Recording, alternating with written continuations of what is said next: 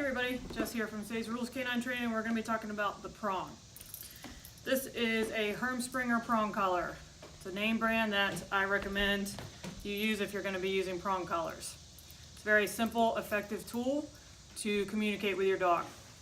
So to put it on, you want to be looking at it like this and make sure that all of the prongs are facing the same direction. Sometimes the prong can get flipped around and it'll be looking like this, and then you cannot hook the prongs together. So you have to make sure that they're all facing the same direction so that you can hook it like so. So I usually put one prong in and then squeeze the other one in. It's a little tricky, especially this size is a 3mm, which makes it a little bit more challenging because it's stronger to get it out. You push up, squeeze, and it pops out.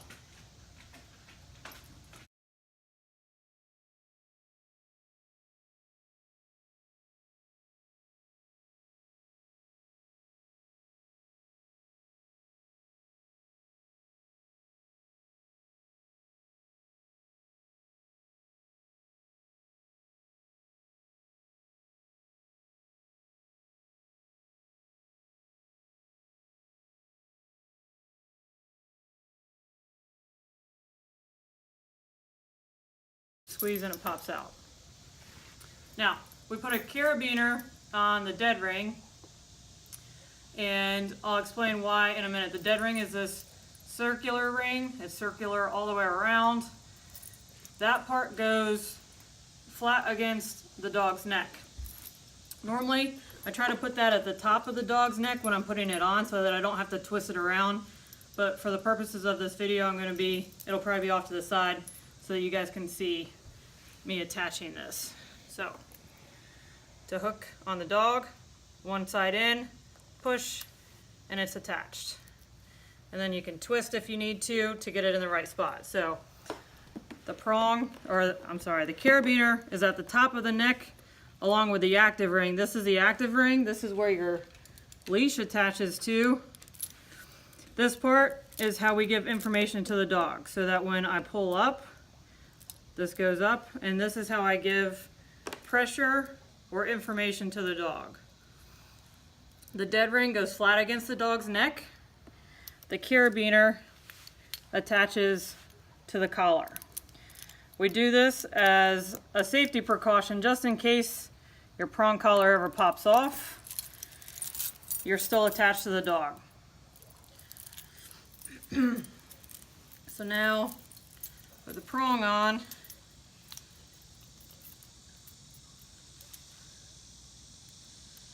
and you do want a pretty tight fit. It's not super tight. You still want to hear that when you give pressure. You want to hear that clink clink. You don't want it so tight that when you activate it, you don't hear the clink clink, and you don't want it so loose that you can fit a bunch of fingers underneath. But now I can communicate with Frank without really saying anything.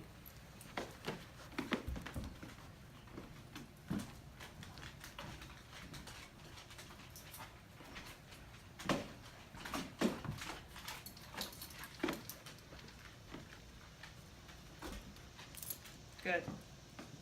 A lot of people think you have to give a lot of pressure, a lot of guidance with prong collars, and actually it takes very little pressure. They know when I'm just doing this and I'm wanting him to do something. Certainly you still have to train the dog what the pressure means. The collar doesn't do the training on its own. You still have to teach them, but it's a very, very simple tool.